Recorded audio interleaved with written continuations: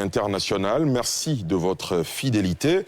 À la une ce soir, l'affichage de la liste électorale ouvrant ainsi la phase du contentieux électoral, une phase du processus électoral très attendue dans l'environnement politique, précédée de critiques acerbes contre l'arbitre électoral en Côte d'Ivoire, la commission électorale indépendante CEI, la durée de la période du contentieux, les récriminations des partis politiques d'opposition, notamment la radiation du président du PPACI de la liste électorale provisoire, la présence de centenaires ou défunts sur le fichier, autant de sujets d'actualité qui cristallisent évidemment toutes les attentions. Qui mieux que le président de l'institution, Ibrahim Kuibiar Coulibaly, pour répondre à nos interrogations. À nos côtés, évidemment, nos analystes.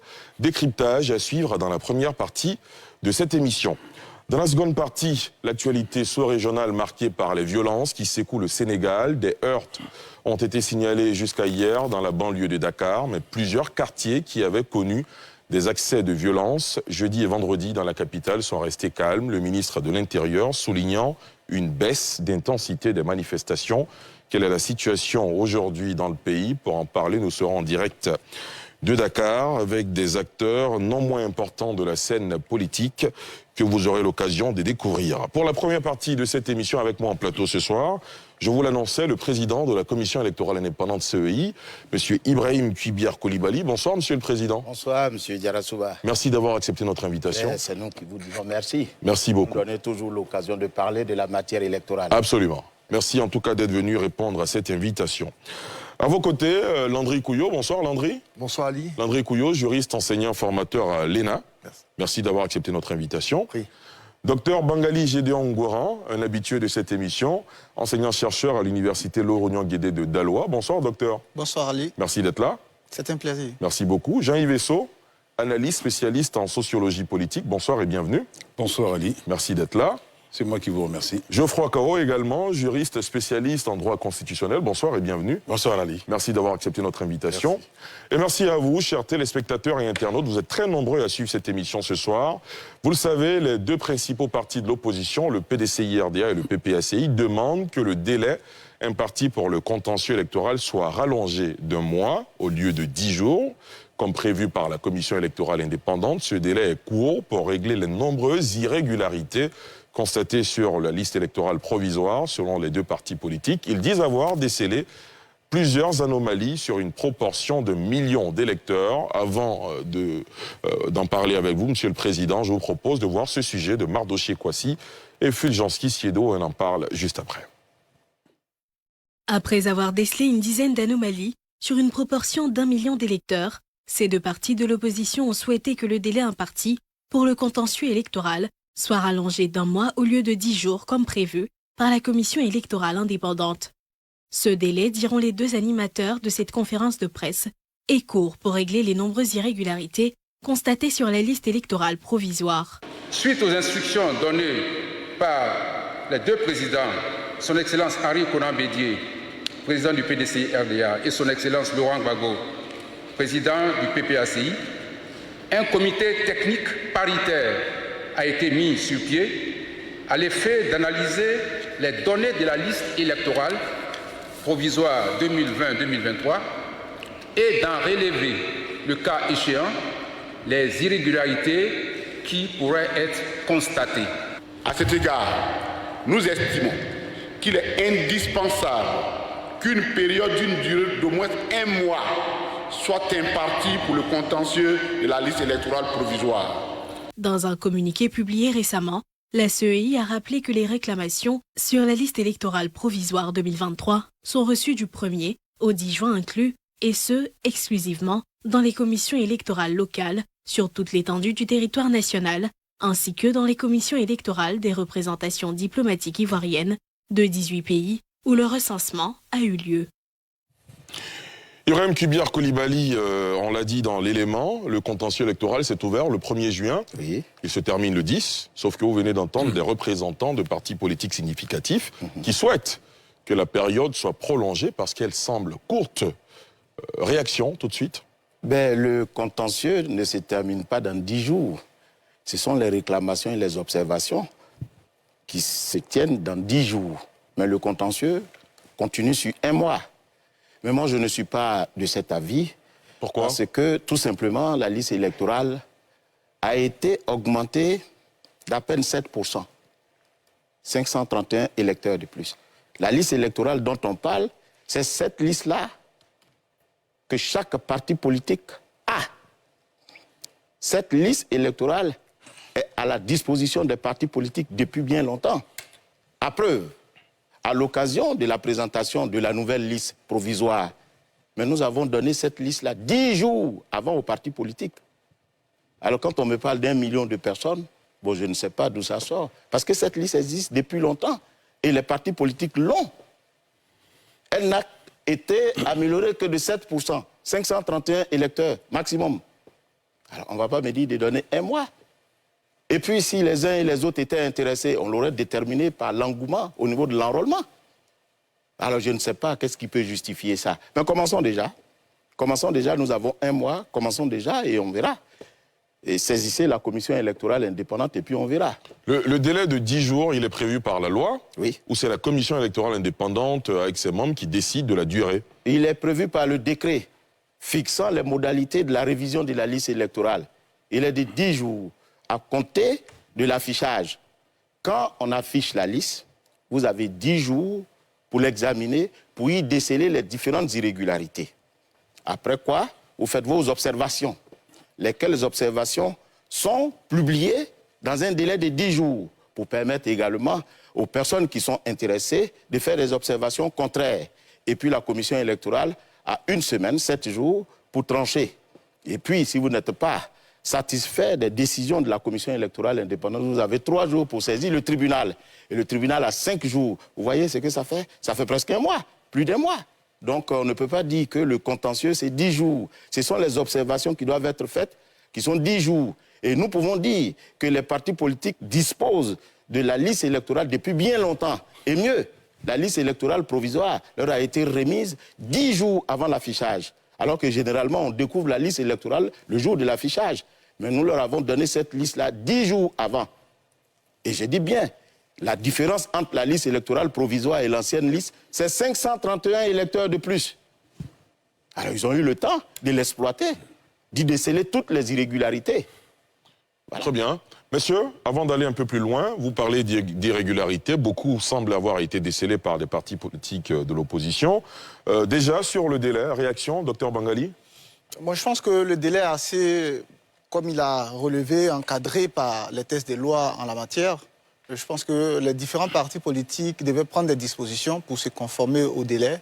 Et puis, éventuellement, s'il y avait, au-delà de ce délai, la possibilité, ensemble, de décider d'une rallonge, on pouvait poser le problème sous cet angle-là. Mais je veux surtout me prononcer sur les différentes irrégularités que on en viendra. différents partis... On y arrivera tout à l'heure. Ne vous inquiétez pas, docteur Bangali. Jean-Yves Esso, oui. Moi, ce que vous me dites tous sur la question du délai, on passe, chacun passe son tour et puis on arrive aux irrégularités. Allez-y. Pas du tout. Allez-y, Jean-Yves. Alors moi, j'ai un sérieux problème sur cette histoire de délai. Effectivement, le président de la CEI nous dit que les partis politiques ont eu la liste 10 jours avant. À partir de l'affichage, ils ont 10 jours pour faire des réclamations.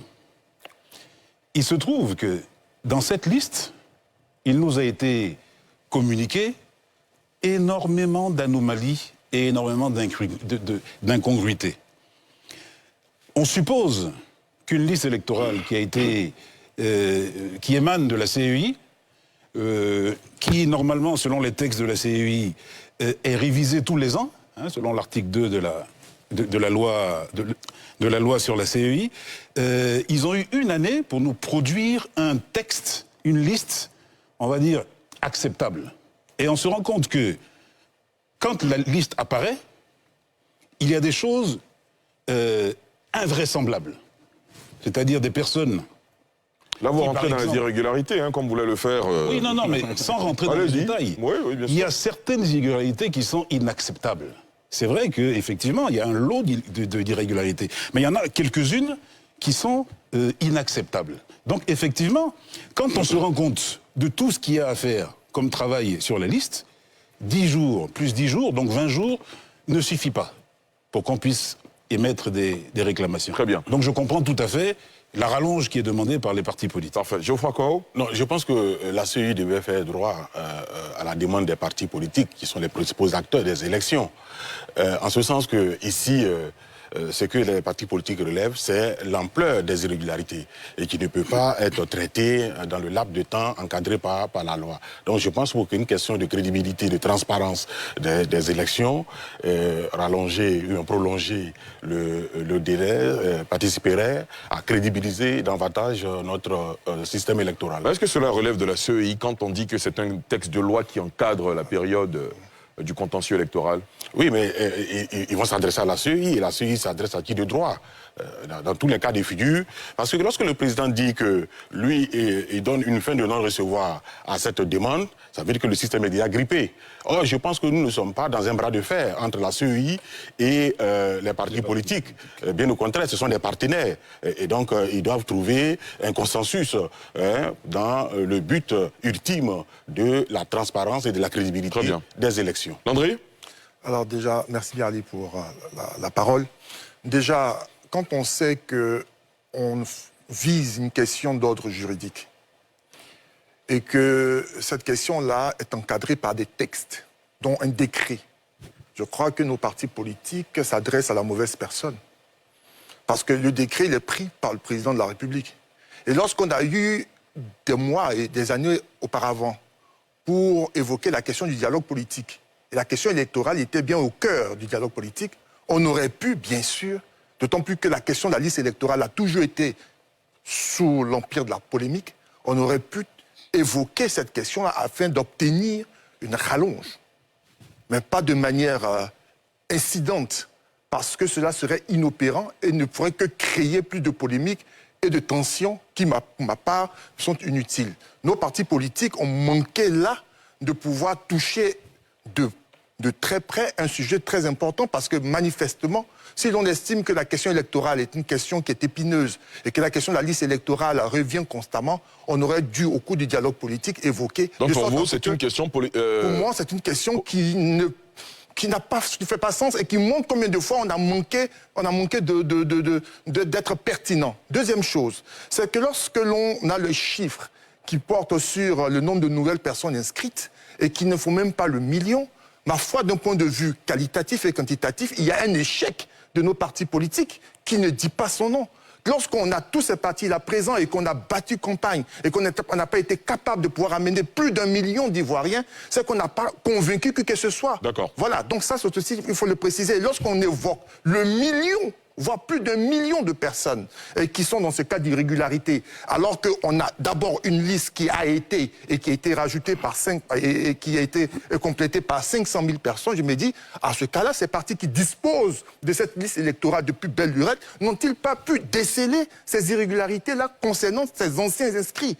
Voici autant de questions qui se posent et qui nous interrogent sur l'efficacité des équipes dont disposent les partis politiques au niveau électoral. Monsieur le Président, comment vous réagissez? Alors d'abord, il est mieux de préciser que ce n'est pas un bras de fer avec les partis politiques. Vous m'avez demandé mon avis. Hein? Absolument. J'ai donné mon avis. C'est cela. Alors je dis qu'il y a bien longtemps que les partis politiques disposent de cette liste électorale. Vous comprenez? Cette liste électorale, elle existe depuis bien longtemps entre les mains des partis politiques. Ça, c'est un. De deux, ça fait 5 fois que nous révisons la liste électorale. 5 fois. Et c'est la même liste électorale depuis 2008. C'est cette liste électorale dont disposent les partis politiques. Il leur est loisible, chaque fois, de regarder ce qui ne va pas sur la liste électorale. Alors, les irrégularités qu'ils ont constatées, c'est sur les nouveaux électeurs, mais ils ne sont que 531 000. Pour 531 000, on va mettre 1 mois, alors que vous avez eu cette liste électorale depuis des années. Alors je me dis, à toutes les occasions, il aurait fallu... Et puis, de toutes les façons, M. Diarra-Souba, la liste électorale, elle est permanente, elle est publique. Alors chaque fois que besoin sera, on pourra demander de régulariser ces irrégularités ou ces omissions. C'est ce que moi je dis. Mais je n'ai pas dit que c'était peut-être pas de leur part de dire ce qu'ils disent. Mais sauf que moi, je leur dis que nous avons fait notre part. Au-delà de cela, comme l'a dit le monsieur, le journaliste, monsieur Kyo, mais C'est vrai, la commission électorale est l'organe qui organise les élections. Mais la commission électorale ne légifère pas sur les actes qui encadrent l'élection. J'ai toujours dit que la commission fonctionne sur 2 bases, la loi et les accords politiques. Voilà. Alors si vous souhaitez, parce que vous avez décelé sur la liste électorale des irrégularités énormes, mais l'occasion vous est donnée à l'occasion des accords politiques de décider que désormais, au lieu de 10 jours ou de 20 jours, faites 1 mois, 2 mois, 3 mois. Mais vous ne le faites pas. Et dès qu'on vous donne la liste électorale, vous dites oui, on a besoin d'1 mois. Alors moi, ça frise un peu le dilatoire. C'est comme ça que ça s'appelle en droit, le dilatoire. Voilà. J'ai l'impression que la réalité, ce n'est pas la quintessence des irrégularités. On va revenir là-dessus. Et vous allez voir que ce sont des irrégularités qui ne sont même pas nouvelles. Très bien. Parlons justement de ces irrégularités. Bon, d'accord, je vais vous faire réagir. Oui, il y a 2 choses. Allez-y. D'abord, lorsque Landry dit que les partis politiques ont échoué à faire enregistrer les nouveaux électeurs, il ne relève pas de la compétence. Le recensement électoral relève de la compétence exclusive de la CEI. C'est la CEI qui organise. Peut-être que Landry faisait allusion à l'offre politique. Ils participent bien sûr à, oui, non, à sensibiliser. On les a vus mobiliser. Bon, Landry, est-ce que vous pouvez m'écouter, s'il vous plaît? Allez-y. Laissez-le terminer, et puis on revient. Le président est là, c'est de la compétence exclusive de la CEI. Et la CEI a les moyens pour faire la communication, pour faire, n'est-ce pas, toute la propagande autour de ce recensement électoral. Donc s'il y a échec, ce n'est pas au niveau des partis politiques, mais plutôt au niveau de la CEI. Et ça, il faut le relever. Deuxième chose, quand, Monsieur le Président, vous dites que les partis politiques ont eu depuis longtemps cette liste, mais on peut vous reprocher la même chose. Vous avez eu pendant longtemps cette liste, vous l'avez, et vous nous avez dit que c'est 7% de nouveaux électeurs inscrits. Mais comment se fait-il qu'aujourd'hui, il y a encore des irrégularités sur cette liste électorale? On n'a pas encore statué sur les irrégularités. Oui, mais moi, je ne vous ai pas dit qu'il y avait des irrégularités. Oui, mais déjà, les partis politiques présument des irrégularités. Très bien. Et vous présumez les irrégularités sur la liste électorale. Mais non, pour moi, je voudrais que vous soyez précis. Les irrégularités. Mais vous dites que le contentieux n'est pas encore ouvert, donc on peut pas, donc on parle de présomption, puisqu'une décision n'est pas encore rendue. Vous n'avez pas été saisi pour un recours administratif. Est-ce que vous avez terminé? Si vous avez terminé, on donne la parole au président. Monsieur le Président, allez-y. Alors voyez-vous, je reviens encore pour dire que c'est normal que les partis politiques décèlent des irrégularités sur la liste électorale. Mais la liste électorale n'est pas l'œuvre unique de la commission électorale indépendante. C'est une œuvre commune. Voilà pourquoi l'article 12 du Code électoral dit « Tout électeur peut demander l'inscription d'une personne omise, comme tout électeur peut demander la radiation d'une personne indûment inscrite sur la liste électorale. » Cela veut dire tout simplement que c'est une œuvre commune, aussi bien de la commission électorale que des partis politiques. Au-delà de tout, mais le parti politique est le premier bénéficiaire de la liste électorale. Merci. D'autant plus que tout parti politique concourt à l'expression du suffrage et la vocation d'un parti politique, c'est de conquérir le pouvoir d'État par le biais de l'élection. Qui c'est qui a plus intérêt à ce que la liste électorale soit là, soit bien faite? Mais c'est les partis politiques. Et c'est pour cette raison, nous sommes les premiers à donner aux partis politiques la liste électorale. Mais figurez-vous, monsieur Diarra-Souba, voilà ce que nous avons fait. D'abord, au départ, la période d'observation, c'était 3 jours. Nous avons demandé au gouvernement de le rendre en 10 jours, de le prolonger en 10 jours, parce qu'on s'est dit qu'il faut donner le temps aux partis politiques de participer à l'élaboration de la liste électorale. Ensuite, mais l'article 11 dit quoi? Les partis politiques, tout comme toute personne ayant fait acte de candidature, peut se voir délivrer une copie de la liste électorale à ses frais. Nous leur avons donné gratuitement la liste électorale. Et en plus, tout le monde découvre la liste électorale à l'affichage. Mais nous avons fait mieux. 10 jours avant, nous avons remis la liste électorale aux partis politiques. Tout ceci pour leur permettre de déceler les irrégularités. Voilà pourquoi chaque fois que nous avons une opération électorale à faire, nous invitons les partis politiques à participer à l'opération et à déterminer ensemble le mode opératoire. Mais à aucun moment, les partis politiques nous ont dit, au moment de l'élaboration de la... au moment du lancement de la révision de la liste électorale, à aucun moment, ils nous ont dit on souhaiterait avoir plus de temps pour les observations. Ils ne l'ont jamais dit. Donc, pour moi, c'est nouveau. Mais une question nouvelle, mais c'est traite avec attention. Voilà, mais jusqu'à preuve du contraire, c'est la loi qui le dit et c'est la loi qui régente la procédure de la révision de la liste électorale. Voilà. Très bien. Monsieur le Président, on va mettre le pied dans le plat, évidemment, concernant les irrégularités. Un haut cadre du Parti des peuples africains, en l'occurrence le professeur Sébastien Danon-Didier, estimait que, vous savez, la question effectivement qui cristallise toutes les attentions en ce moment, c'est la radiation du président Laurent Gbagbo de la liste électorale. Ce haut cadre du parti estime que le président Laurent Gbagbo devrait être sur la liste électorale provisoire, parce qu'elle est provisoire, quitte à la CEI et à son parti politique de s'accorder sur la confirmation ou de l'infirmation de son nom sur cette liste. Je vous propose de l'écouter et on en parle juste après. Pour qu'il y ait le contentieux, moi, mon souhait et la logique veut que Gbagbo figure d'abord sur la liste provisoire. Parce qu'on l'a bien appelé liste provisoire.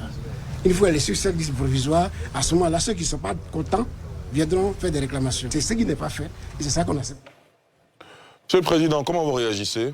Alors, Monsieur Ali, je voudrais, avec votre permission, remettre à chacun des journalistes ici présents. Ce n'est pas des journalistes, bon, c'est les consultants, disons des analystes, oui. Toutes les personnalités ici présentes autour de cette table, les instruments juridiques qui encadrent la révision de la liste électorale. Merci. Il s'agit de la loi et du décret portant fixation des modalités de la révision de la liste électorale. Je me permettrai de le faire. Hein. Voilà. Communication des pièces. D'accord, très bien. Merci beaucoup pour ces documents, ça nous permet. Vous pouvez commencer à élaborer. Alors, en fait, pourquoi je donne ce document? On a l'impression que le président ou la commission électorale indépendante légifère sur les règles qui encadrent la révision de la liste électorale. Ce qui est faux. La liste électorale, elle est bien organisée par la loi et le décret. Évidemment. Alors, vous savez, comme je vous le disais tantôt, la liste électorale est un document administratif sur lequel les citoyens viennent s'enrôler. Parce que pour être électeur, il faut être inscrit sur la liste électorale.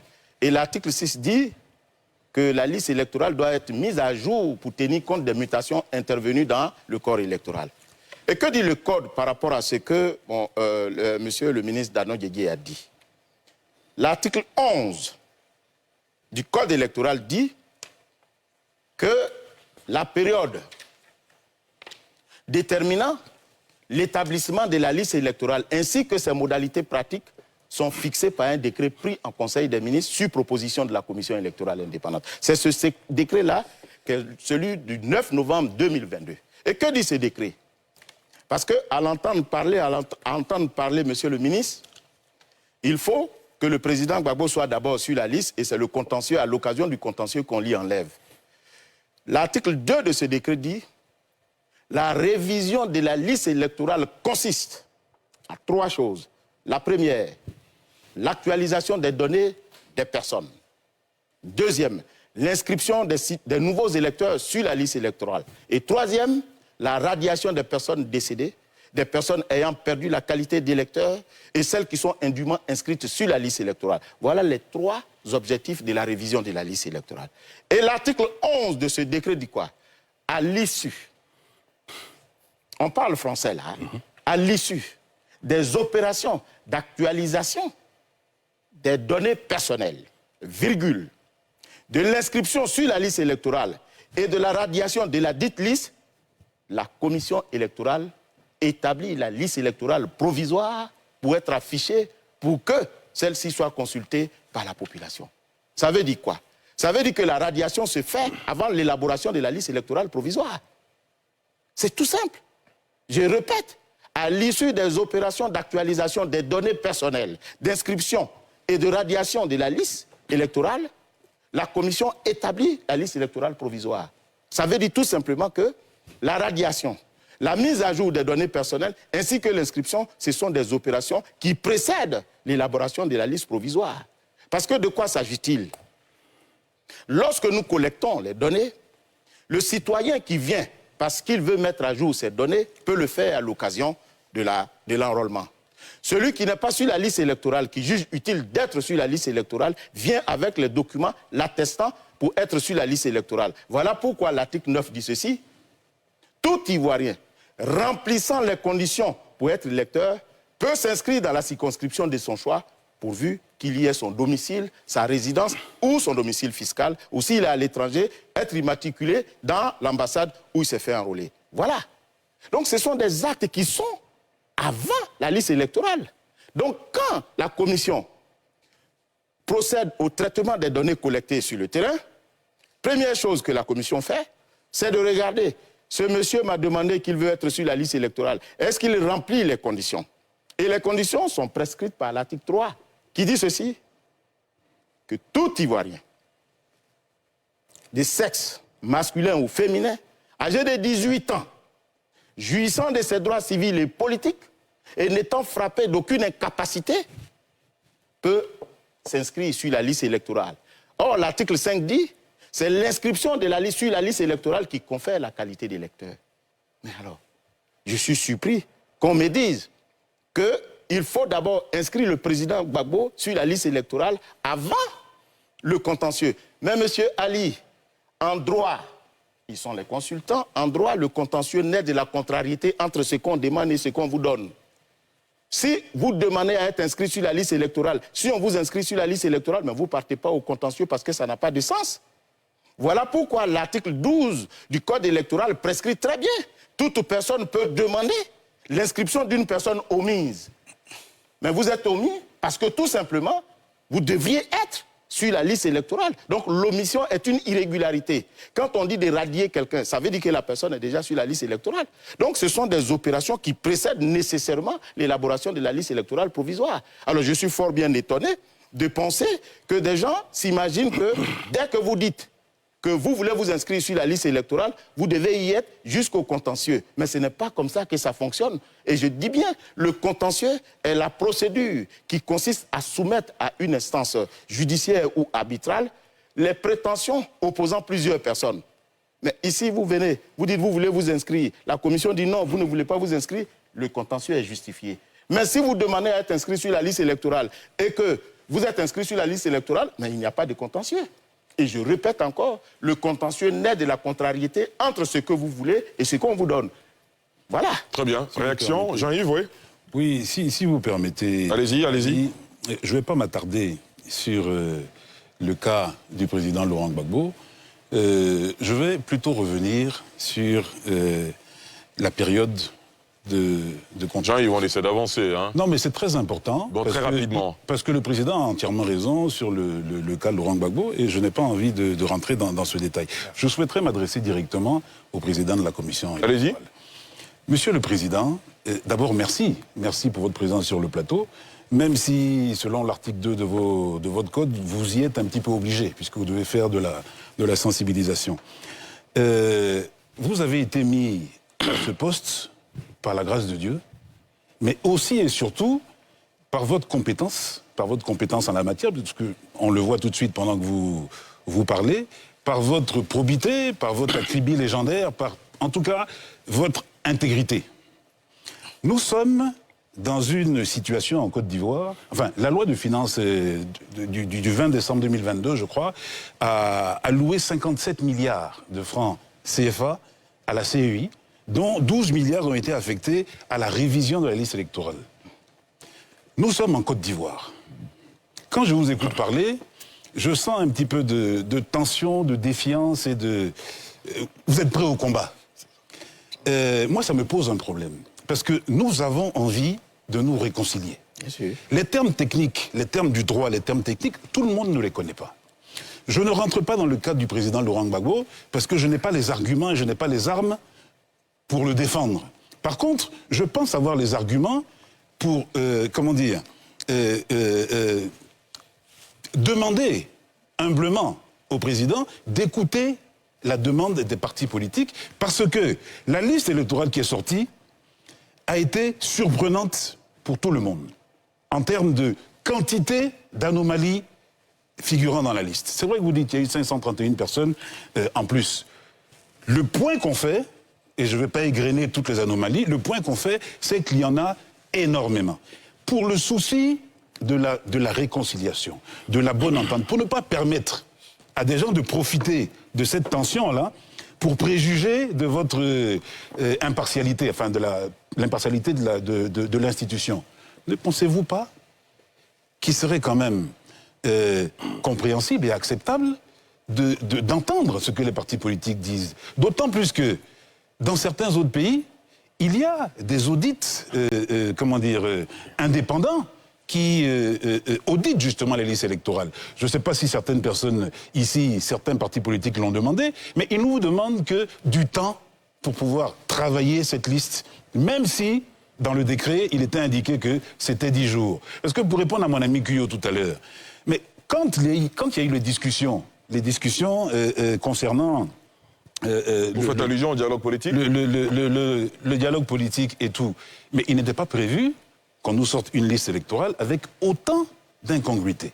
Donc, il faut quand même, je pense qu'il faut quand même comprendre que dans certaines situations, il y a il y a de la sensibilisation à faire. Il faut accepter certaines choses pour détendre l'atmosphère de tout le monde. Très bien. Docteur Bangali, sur le cas de la radiation du président Gbagbo. Je vais revenir sur le cas de la radiation du président Laurent Gbagbo, parce qu'autour de cet enjeu-là, il y a plusieurs questions qui gravitent, qui chaque fois ressortent dans le débat public. Et on aimerait bien entendre le président de la CEI sur deux aspects rattachés à la radiation. Le premier aspect, il est juridique. C'est qu'au moment où sa radiation intervient, selon ce qui revient couramment, il y avait deux décisions de justice qui étaient sur la place. La première décision, c'est celle de la justice ivoirienne, la décision numéro 484/2018, du jugement 870/11. Et cette décision a été prise par les juridictions ivoiriennes qui, enlevaient ses droits civiques et politiques au président Laurent Gbagbo. Et donc, cette sanction administrative pouvait lui être opposée dans le cadre, bien sûr, de son retrait de la liste électorale. Mais à côté de cela aussi, il y avait une ordonnance de la Cour africaine de justice, numéro 25/2020, du 25 septembre 2020, qui était opposable à l'État de Côte d'Ivoire jusqu'au 21 avril 2021. Alors, il y avait deux décisions de justice. On souhaiterait savoir sur la base de quoi le président de la CEI, ou en tout cas la CEI, décide de choisir une des décisions de justice et d'ignorer l'autre. Ça, c'est la première question qui revient souvent, sur laquelle on souhaiterait quand même l'entendre. La deuxième question qui a refait surface dernièrement, dans le réquisitoire qui a été développé par le PPACI, c'est que le président Laurent Gbagbo et ainsi que l'ancien Premier ministre Soro Guillaume ont fait objet de la radiation des listes électorales sur la base du fait qu'ils avaient été condamnés par la justice ivoirienne. Et en même temps, ils avaient l'impression de deux traitements différents pour un groupe de personnes qui étaient dans la même situation, parce qu'ils ont relevé le fait que sur la liste électorale figurait toujours le nom de Kamaraté Souleymane et de Afoussiata Bamba, qui eux aussi avaient été condamnés au même titre que Soro Guillaume. Donc l'impression que cela donne, c'est qu'il y a une sorte de ciblage ou d'acharnement de la CEI sur des personnes en fonction des ambitions présidentielles qu'ils auraient exprimées. Donc sur ces deux questions liées à la radiation du président, on souhaiterait quand même entendre le président de la CEI. Déjà, la première question liée aux deux décisions de justice, l'une émise par les juridictions ivoiriennes et l'autre par la Cour africaine de justice, sur la base de quel principe, de quel article il a choisi. De quelle décision de justice? Voilà. Monsieur le Président. Alors je voudrais répondre à mon frère... Docteur Bangali? Non. À Jean-Yves Esso? Jean-Yves, monsieur Esso, pour lui dire que je suis très flatté par ses propos, mais je ne suis pas vindicatif vis-à-vis des partis politiques. Tout au contraire. Je considère que les partis politiques et la CEI sont en partenariat, puisque c'est nous qui organisons les élections, et les élections profitent aux partis politiques, puisque ceux-ci ont vocation à conquérir le pouvoir d'État par le biais de l'élection. Donc, loin de moi une animosité vis-à-vis des partis politiques. Sauf que souvent, on est un peu excédé, vous pouvez le comprendre aisément, quand vous les invitez à chaque fois à des débats, discuter un peu d'un mode opératoire, et puis vous constatez que ce sont les mêmes choses qui reviennent, on a l'impression de prêcher un peu dans le désert, ce qui peut amener peut-être la montée de la tension, mais il n'en est rien du tout. Les partis politiques sont toujours nos alliés. Alors, voyez-vous, les deux questions qui m'ont été posées concernant les deux décisions contradictoires. Quand on ouvre la révision de la liste électorale, la commission électorale écrit au ministère de la Justice pour lui dire Le code électoral prescrit qu'à l'occasion de la révision de la liste électorale, il faut qu'on sorte les personnes qui sont décédées, on sorte les personnes qui sont déchues de leurs droits, qui ont perdu leur qualité d'électeur, tout comme les personnes qui sont indûment inscrites sur la liste électorale. Comme c'est vous qui détenez le fichier judiciaire des personnes qui sont déchues de leurs droits civils et politiques, est-ce que vous pouvez nous donner la liste de ces personnes-là? Le ministère s'exécute. Nous écrivons au ministère de l'Intérieur, qui gère l'état civil en Côte d'Ivoire, service qui reçoit les déclarations de décès, est-ce que vous pouvez nous donner la liste des personnes qui sont décédées? Ces deux listes sont confrontées à la liste électorale. Et on sort toutes les personnes décédées qui sont sur la liste électorale et qui se retrouvent sur la liste du ministère de l'Intérieur. Tout comme du ministère de la Justice concernant les personnes qui sont déchues de leurs droits civils et politiques. C'est sur cette base qu'on retire ces personnes-là de la liste électorale. Alors, quand on le fait, dans le cas du président Gbagbo, je ne souhaite pas qu'on focalise nos interventions sur le président Gbagbo, mais bon, si vous m'y amenez, c'est l'actualité, on va le faire. Alors, le président Gbagbo se trouvait donc sur cette liste. Le président Gbagbo étant sur cette liste, la conséquence, c'est sa radiation. Mais je vous dis, M. Bangali, qu'en réalité, notre décision est intervenue avant la saisine de la Cour africaine des droits de l'homme. C'est parce que nous n'avons pas fait droit à la requête des avocats du président Gbagbo qu'ils ont saisi la Cour africaine des droits de l'homme, parce que notre décision radiait le président Gbagbo de la liste électorale. Et la Cour africaine des droits de l'homme, je vous le concède, a pris une décision contraire. Mais, M. Bangali, mais retenez tout simplement que les décisions d'une juridiction internationale ne s'appliquent pas de facto à l'intérieur d'un pays souverain. L'article 30 dit ceci, l'article 30 du protocole instituant la Cour africaine des droits de l'homme dit ceci. Les États partis s'engagent à se conformer aux dispositions et aux décisions de la Cour africaine des droits de l'homme et en assurer l'exécution. Mais pour cela, ce n'est pas la commission électorale qui est partie à ce protocole. Moi, je suis une entité d'un État souverain. Il appartient à la Cour africaine de notifier cette décision à l'État de Côte d'Ivoire. Et l'État de Côte d'Ivoire prend les mesures nécessaires pour l'application et assurer l'exécution de ces décisions. Moi, je sais que cette décision existe, mais je ne suis pas habilité à l'exécuter sans que cette décision ne soit notifiée à l'État. C'est comme ça que ça s'est fait. Voyez-vous, même dans le cadre judiciaire, quand une décision vient d'ailleurs, il faut l'exéquaturer. L'exéquaturer consiste à faire revêtir à la décision son caractère exécutoire sur le territoire national. Moi, je ne peux pas, de facto, même si je le sais, de mon propre mouvement, exécuter cette décision. Il faut la notifier à ceux qui sont partis, c'est-à-dire qui représentent officiellement et constitutionnellement l'État à l'étranger. Et ces derniers nous informent de ce qu'il faut exécuter cette décision. C'est comme ça que ça se fait dans un État de droit et ce n'est pas propre à la Côte d'Ivoire. Il y a une sagesse africaine même qui dit, même si tu sais que quelque chose t'appartient, attends qu'on te donne. Je sais que cette décision existe, mais juridiquement parlant, je ne peux pas l'exécuter parce qu'il y a des mesures à prendre et je vais vous dire pourquoi. L'article 12 dit quoi? Les décisions du tribunal en matière de la liste électorale ne sont pas susceptibles de voie de recours. Et quand on a radié le président Gbagbo de la liste électorale, ses avocats ont saisi la commission électorale indépendante en 2020 et lui ont demandé de l'inscrire sur la liste électorale. On leur a répondu, nous ne pouvons pas l'inscrire parce qu'il y a une décision de justice qui est devenue définitive qui fait qu'il ne peut pas être inscrit sur la liste électorale.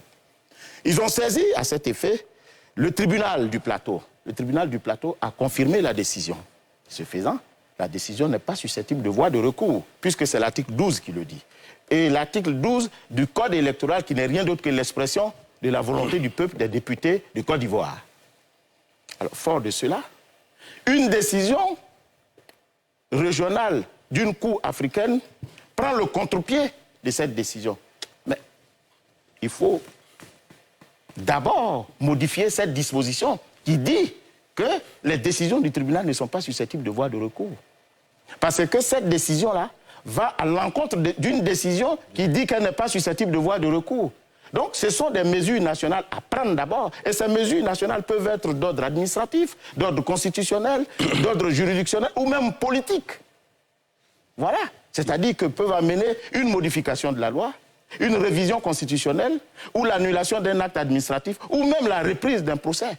Ce sont ces mesures nationales-là qu'on prend d'abord pour que la commission puisse exécuter la décision. Mais tant que cette décision n'a pas été notifiée à la commission, pour que celle-ci puisse s'exécuter, mais je ne peux pas, je ne couteau pas aux portes.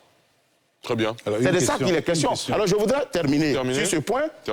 On me dit que c'est 2 poids 2 mesures. Mais qu'est-ce que vous en savez?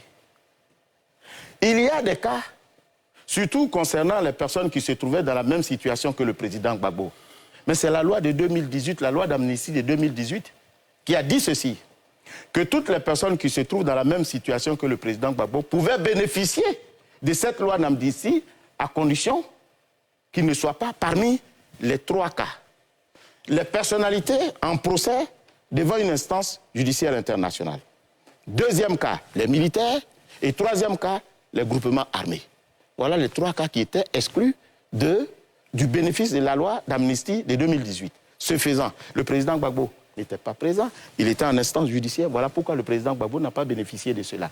Le ministre Blé Goudé également était en instance judiciaire. Voilà pourquoi ils n'ont pas bénéficié de cela. Mais tous ceux qui n'étaient pas dans les 3 cas ont tous bénéficié de la loi d'amnistie. Voilà pourquoi M. Katina se retrouve sur la liste électorale. Voilà pourquoi M. Akengbo se retrouve sur la liste électorale. Parce que, ayant bénéficié de la loi d'amnistie. Alors quand on parle de 2 poids 2 mesures, je voudrais préciser ceci. On parle du cas de Afoussi Bamba et de M. Soultou Soul. Mais qu'est-ce que vous en savez? Expliquez-nous donc. Mais vous n'en savez rien. Mais moi, je vais vous dire, moi, je m'en tiens à la décision que le ministère de la Justice me donne, disant que ces personnes, voilà les personnes qui sont déchues de leurs droits civils et politiques. Mais si Mme Afoussi Bamba et M. Soultou Soul ne se trouvent pas sur cette liste, pourquoi vous voulez que je m'acharne sur eux pour que demain vous me le reprochiez? Pourquoi? Mais en réalité, ce sont des gens qui ont exercé des voies de recours. Voilà pourquoi ils ne sont pas sur la liste des personnes déchues de leurs droits civils. Parce que seule une décision définitive entraîne la déchéance des droits civils et politiques. Mais quand on exerce les voies de recours, la décision n'est pas encore définitive. Et c'est pour cette raison que nous avons des bureaux de vote à la MACA. C'est pour cette raison qu'on a des bureaux de vote à la MACA. Ce n'est pas parce qu'on est condamné, on est à la prison, qu'on n'a pas le droit de voter. Ceux qui ne peuvent pas voter, c'est ceux qui sont frappés d'une décision qui est devenue définitive. Et je l'ai déjà dit, c'est quoi une décision définitive? Mais moi, je vous dis encore que je m'en tiens à la liste que le ministère de la Justice me donne. Et si Mme Afoussi Bamba ne se trouve pas sur cette liste, si M. Soultou Soul ne se trouve pas sur cette liste, mais pourquoi voulez-vous dire que j'aille les radier? Et vous allez me le reprocher après? Très bien. Geoffroy Koro, vous n'avez pas encore réagi depuis tout à l'heure, allez-y. Oui, non. Sur le plan juridique, je suis totalement en phase avec monsieur le Président. Il a totalement raison. Seulement, et là, je suis heureux de l'entendre aujourd'hui sur ce plateau, parce que antérieurement, il avait donné l'impression qu'il lui revenait, à lui, président de la commission électorale, de commenter les décisions de justice, le contenu de la décision, alors que lui, il ne fait que prendre...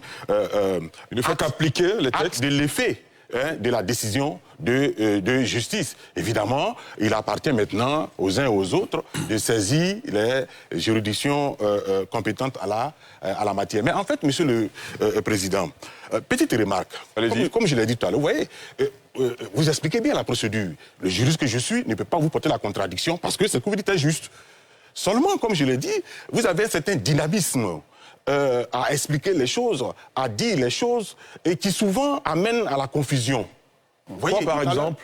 Oui, vous savez, par exemple, lorsque vous avez reçu les partis politiques et que les responsables du PPACI ont posé le cas de M. Laurent Gbagbo, votre commentaire est allé un peu dans le fond de l'affaire. Lequel commentaire? Le commentaire sur le cas de M. Laurent Gbagbo. Comment? Est-ce que vous pouvez paraphraser ce qu'il a dit entre-temps C'est-à-dire qu'il s'est permis de commenter la décision de justice, expliquer pourquoi, judiciairement, M. Laurent Gbagbo, alors qu'il n'a pas à le faire. Mais jamais de la vie, monsieur, je vous interromps. Je vous ai suivi. Bien sûr, Ce qu'il devait faire, c'est ce qu'il fait ce soir. C'est-à-dire, il dit simplement que, moi, je m'adresse au ministre de la Justice. Moi, ce que je veux, pour qu'on soit très clair et précis, il semble ne pas reconnaître qu'il ait commenté dans le fond la décision de justice. Est-ce que vous avez des éléments? Est-ce que vous vous souvenez de ce qu'il avait dit, par exemple, qui fonde votre développement? Tout à l'heure de ce que je disais, de ce que Esso disait, c'est-à-dire qu'il y a une petite confusion. tu fais croire qu'il y a un bras de fer entre le président et les partis politiques. Et il a dit tout à l'heure qu'il n'y a pas de bras de fer. C'est cela. Évidemment, c'est une remarque que nous faisons, c'est un constat que nous faisons. Et il doit prendre ça en compte. Parce que comme je l'ai dit tout à l'heure, lui, il organise, il n'est même pas l'arbitre, c'est pas lui l'arbitre du jeu électoral. L'arbitre du jeu électoral, Conseil constitutionnel. justement. D'accord, Donc lui, il doit faciliter les choses. Vous voyez, et expliquer aux partis politiques. Vous savez, Monsieur le Président, la question de M. Laurent Gbagbo n'est pas d'ordre juridique, encore moins judiciaire. C'est une question purement politique qui ne peut se régler que par rapport au rapport de force politique qui va s'établir d'ici 2025. Si M. Laurent Gbagbo, le rapport de force est en sa faveur, il sera sur la liste électorale. On l'a vu. M. Alassane Ouattara, il était exclu du jeu électoral. Mais en 2005, il a été intégré. Vous comprenez bien, par l'usage de l'article 48, l'article nucléaire de la Constitution. Mais pourquoi? Parce que M. Laurent Gbagbo était en position de force, son pouvoir était en position de faiblesse sur le plan politique. Le rapport de force était en faveur de M. Alassane Ouattara. Donc moi je pense que vous devez diluer un peu votre dynamisme à expliquer ce problème, voire même à l'éluder, à l'éviter et vous consacrer sur vos compétences liées qui sont d'ordre purement administratif. Très bien, très bien. Jean-Yves? Oui, une question rapide. Allez-y. C'est peut-être dans mon esprit que c'est compliqué à comprendre, mais la liste électorale provisoire de 2023 est bien basée, alors il vous sera loisible de me contredire même pendant que je parle sous votre contrôle, elle est bien basée sur la liste électorale définitive de 2020 avec les listes des ministères de l'Intérieur et du ministère de la Justice chaque année, 2021-2022. C'est ça. Voilà. Donc, il y a un truc que je ne comprends pas. Allez-y. C'est-à-dire comment, en 2023, dans la liste électorale provisoire, on arrive à avoir des défunts, comme par exemple le patriarche célèbre Bernard Dadier, qui est mort en 2019, et puis Aboulaye Diallo, enfin le patriarche. Comment on peut avoir des cas comme ça dans la liste électorale avec la liste du ministère de la Justice, la liste du ministère de l'Intérieur, et en plus, vos 5 filtres. Parce que vous avez 5 filtres pour faire enregistrer les gens.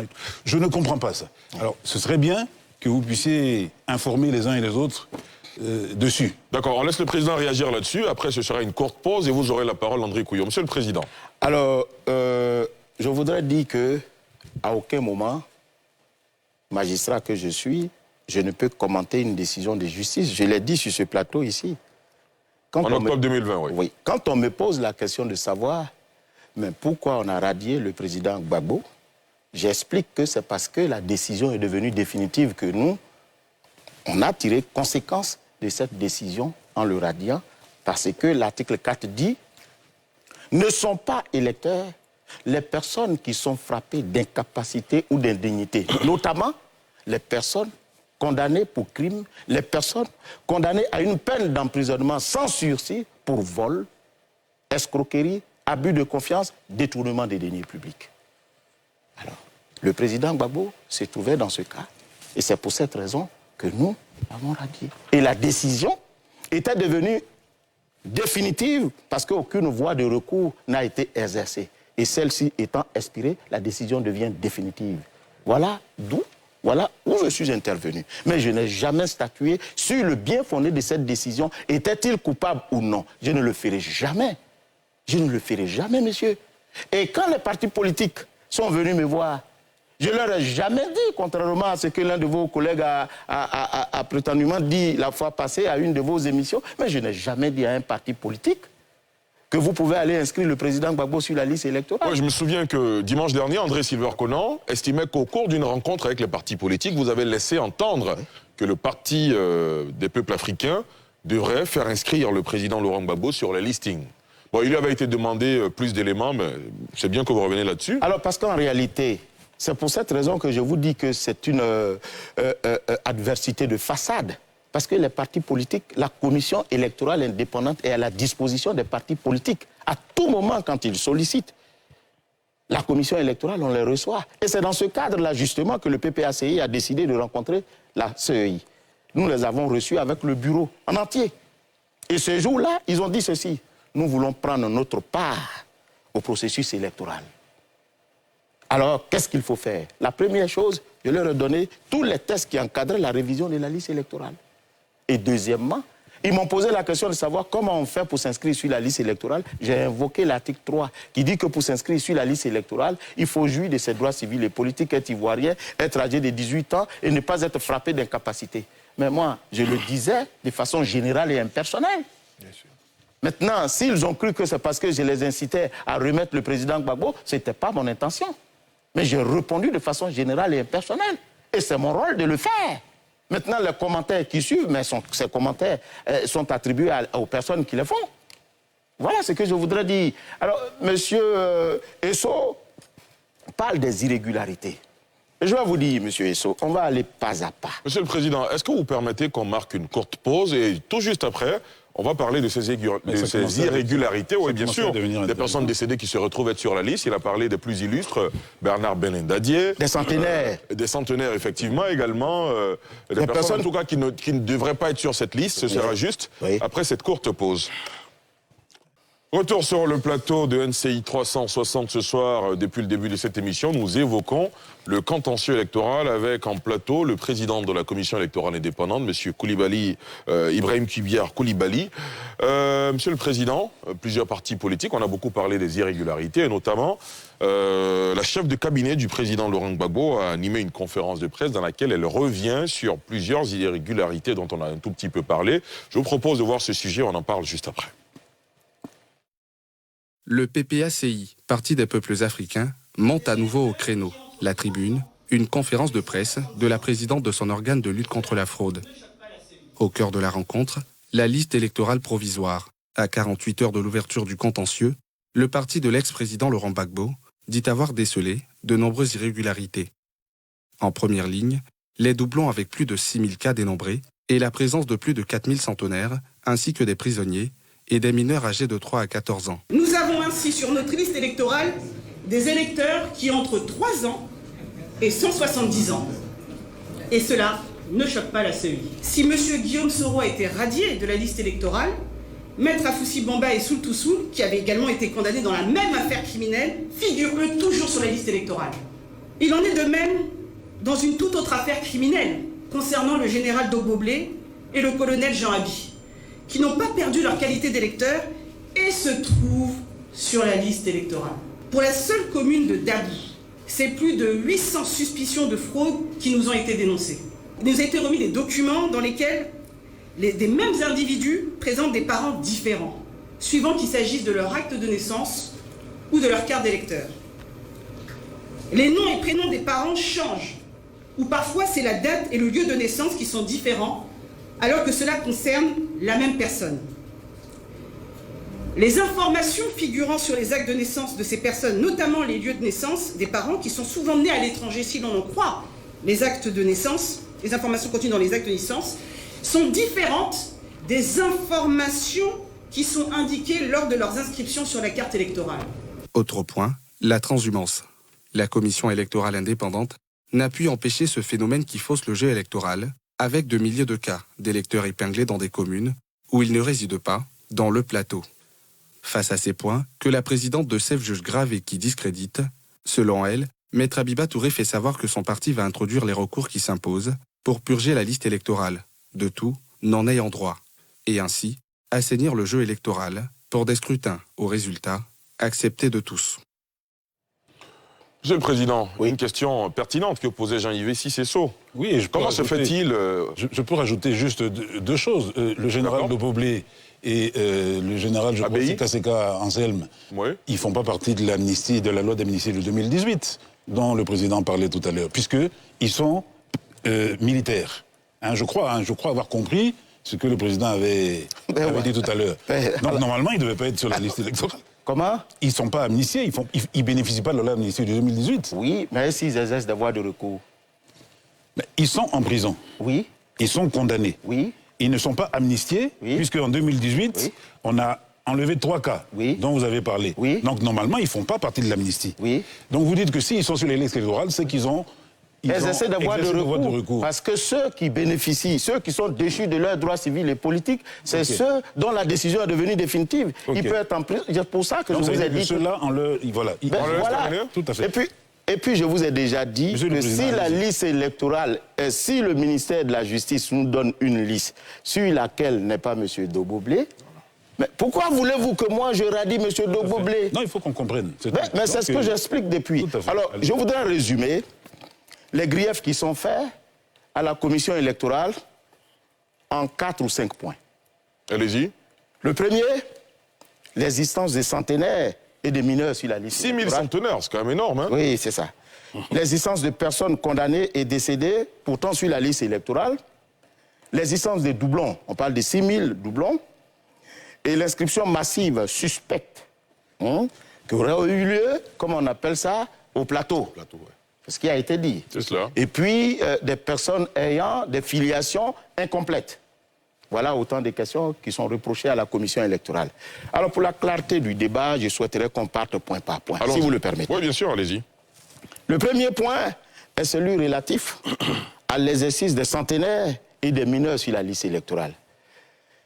Voyez-vous, M. Kuyot le disait tout à l'heure, à des moments donnés, on a un peu excédé. Pourquoi? Parce que ce n'est pas nouveau. Vous avez dit, mais ce n'est pas nouveau, mais pourquoi ça est sur la liste électorale? Je vais vous expliquer pourquoi. On a l'impression que c'est maintenant que la Côte d'Ivoire découvre la matière électorale.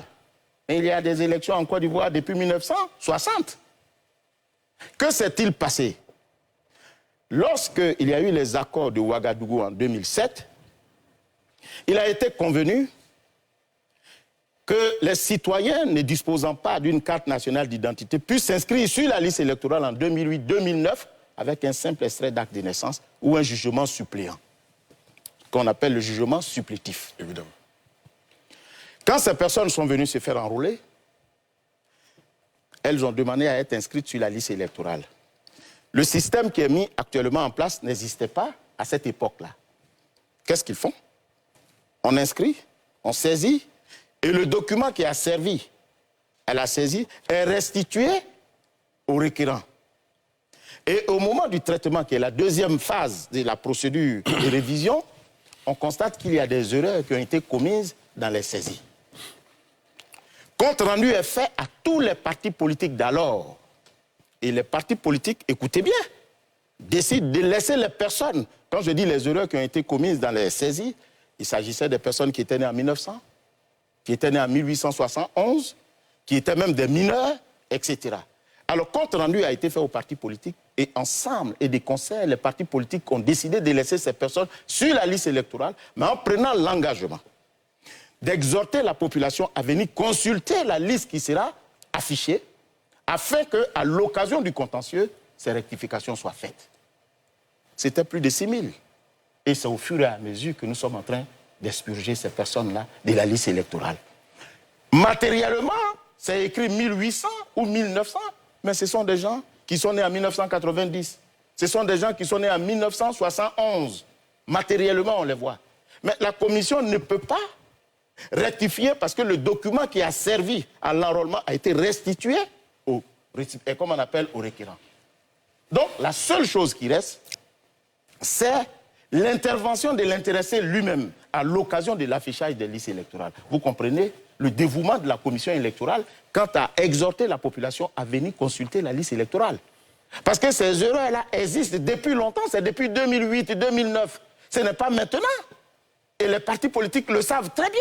Parce que ce sont eux-mêmes qui ont décidé de laisser ces personnes sur la liste en espérant que les uns et les autres viendraient, à l'occasion de l'affichage de la liste électorale, faire remarquer ces irrégularités pour qu'au contentieux, on puisse les corriger. Certains sont venus, je vous dis que c'était plus de 6 000, mais d'autres ne sont pas venus. Et c'est ceux qui ne sont pas venus qui sont toujours sur la liste électorale. Alors, quelqu'un m'a dit, mais Monsieur le Président, pourquoi on ne les sort pas? Mais le motif de radier quelqu'un sur la liste, ce ne sont pas les mentions erronées. Parce que la loi interdit qu'un mineur soit sur la liste, mais la loi n'interdit pas qu'un centenaire soit sur la liste. Si vous vivez, si vous avez 300 ans, on ne vous interdit pas de voter. Donc pour nous, à l'heure actuelle, c'est une difficulté, mais c'est une difficulté due aux accords politiques. Parce qu'en ce moment-là, le document qui servirait à la commission électorale de rectifier ces erreurs ont été repris. Ces documents ont été restitués aux requérants. Mais comment nous on fait? Voilà pourquoi la seule personne qui peut rectifier ces erreurs-là, c'est l'intéressé lui-même. Bon, même si on comprend pour le centenaire qui vit, mais et le mineur? Mais c'est la même chose. En réalité, mineur. vous pensez bien que ce n'est pas un mineur qui est venu à notre bureau pour se faire enrôler. À 3 ans, comment il fait? Mais ce sont des gens qui sont des majeurs. Mais dans la saisie, il y a eu une erreur en 2008. Et je dis que ces erreurs-là ont été présentées aux partis politiques. Parce que c'était des erreurs manifestes, on voit leurs photos. Ce ne sont pas des mineurs. C'est ça. Mais sauf que les partis politiques ont dit, pour ne pas en rajouter à la tension en ce moment, il fallait les laisser sur la liste électorale et exhorter la population à venir consulter ces irrégularités dans l'affichage.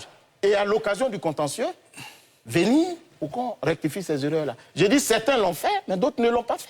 Voilà pourquoi il y a toujours ces personnes qui sont sur la liste électorale. Ce n'est pas le fait de la commission électorale indépendante. Quand on le dit, excusez-moi.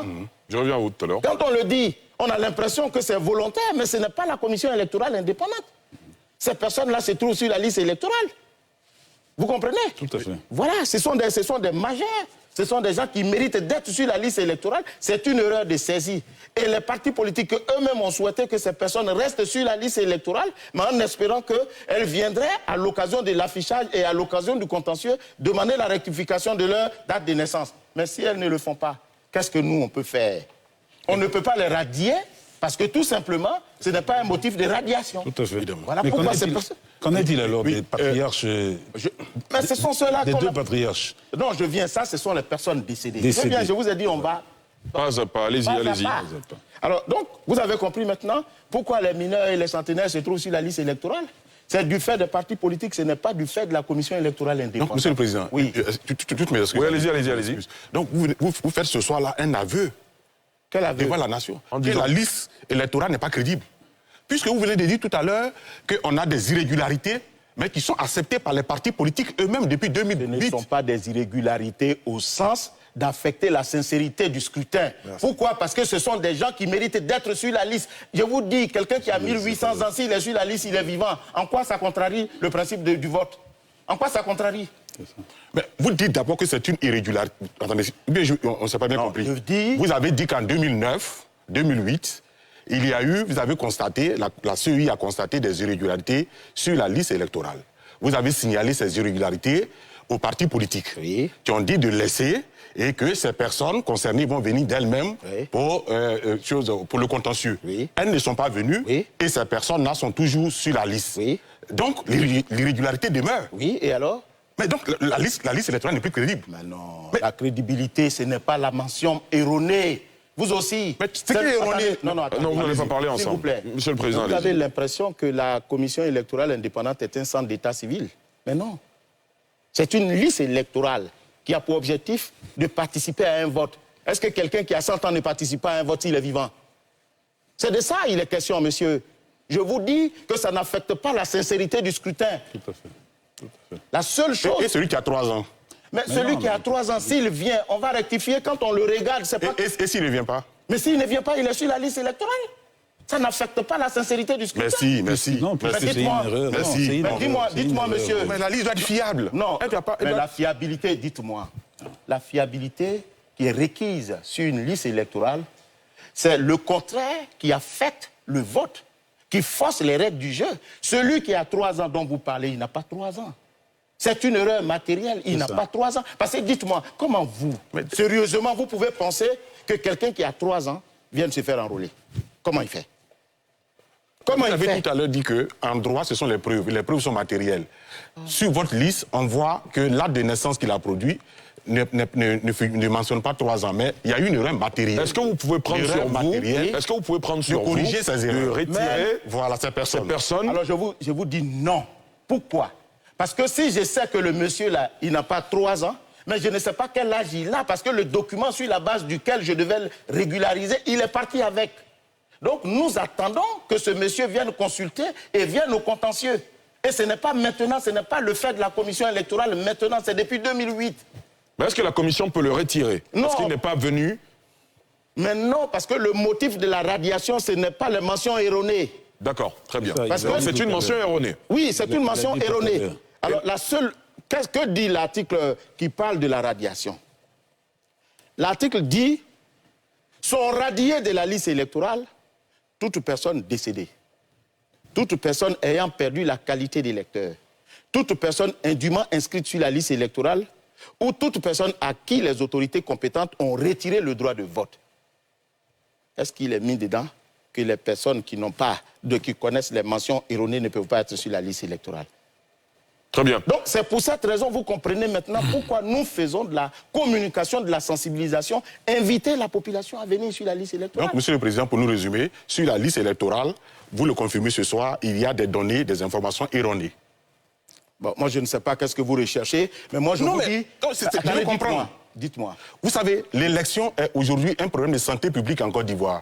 L'élection présidentielle a tué près de 3500 Ivoiriens depuis 1995. Plus que le Covid qui a fait seulement que 900 morts. Donc c'est un problème de santé publique. Voilà, et vous voyez déjà comment la société est fracturée avec cette question. Mais donc c'est une question épineuse. Il faut éviter les moindres erreurs. Mais dites-moi. Parce que j'ai l'impression que vous minimisez ces irrégularités, vous les traitez de mineurs, alors qu'il y va de la vie d'une nation. D'accord. Attendez, s'il vous plaît. Monsieur le Président, allez-y. Je n'ai jamais dit que je ne minimise pas ces irrégularités. Mais dites-moi, comment on les corrige? C'est vous peut-être le président de la commission. Je ne suis pas président. Je suis en train de vous dire. Alors, si vous m'écoutez, parce que je suis le président de la commission électorale indépendante, mais je vous dis que ces irrégularités n'affectent pas la sincérité du vote. Voilà pourquoi nous les gardons. Parce que quelqu'un qui a 1800 ans, c'est une erreur matérielle. Quand on regarde sa photo, ce n'est que la date de naissance où il y a une erreur. Et je vous dis, pourquoi on demande aux citoyens de venir consulter la liste électorale? Mais parce que tout simplement, nous n'avons pas le document. Regardez aujourd'hui. Quand vous venez vous inscrire sur la liste électorale, on scanne le document sur la base duquel vous venez vous inscrire sur la liste électorale. Est-ce que vous suivez? De sorte que quand on constate des irrégularités ultérieurement, on se réfère à ces documents. Mais en 2008-2009, les personnes sont reparties avec les documents. Au point où la liste électorale, aujourd'hui, quand on constate ces irrégularités, la seule personne qui peut rectifier, ce sont les intéressés eux-mêmes. Mais je vous dis encore, le tout n'est pas de chercher des irrégularités. Le tout, c'est de chercher à comprendre si ces irrégularités affectent. Regardez ce que le législateur dit. Le législateur dit, on annule une élection quand elle est susceptible d'entacher la sincérité du scrutin.